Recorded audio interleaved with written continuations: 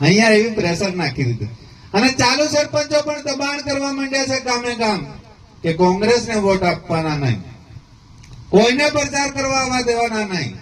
અમારી ગાડી જાય ને ત્યારે અમે જે જગ્યાએ બેઠા એની આસપાસ 3-4 જગ્યાએ તો ભાજપ વાળા આવીને બેસી જાય છે કે નરેશ આવી ગયો છે એટલે બધા ભેગા થઈ જાય, વાત સાંભળી જાય.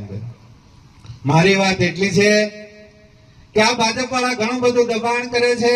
રાકેશભાઈએ કીધું ઘણા બધા પૈસા જસવંતસિંહ બાબર પાસે છે, આપ સૌને પણ ખબર છે, પેપરમાં પણ આવી ગયું છે. કેટલા છે એના ખાતામાં અત્યારે? એની પાસે 4,82 કરોડ રૂપિયા છે.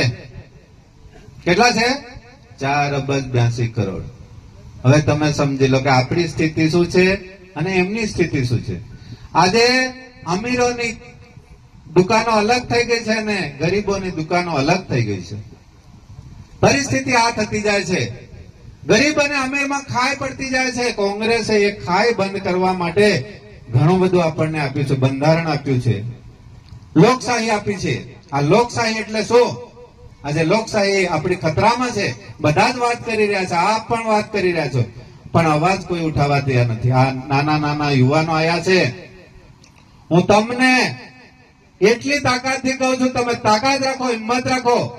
આપણે ભલે ગરીબ છે પણ આપણી પાસે હાથ છે, પગ છે, આંખો છે, એટલું જ પેલા પાસે પણ છે.